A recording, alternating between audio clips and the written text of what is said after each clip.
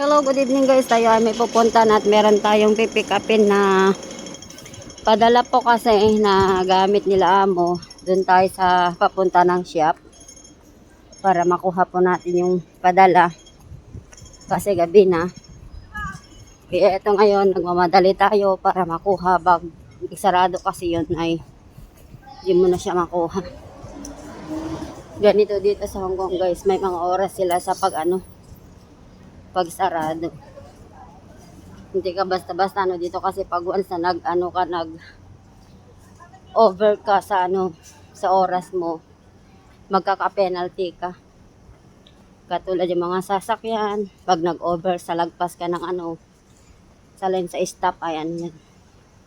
May babayaran ka yan. Yan. So, dito tayo ngayon sa Clarified. Dito. Tapos may mga pick-upan dito.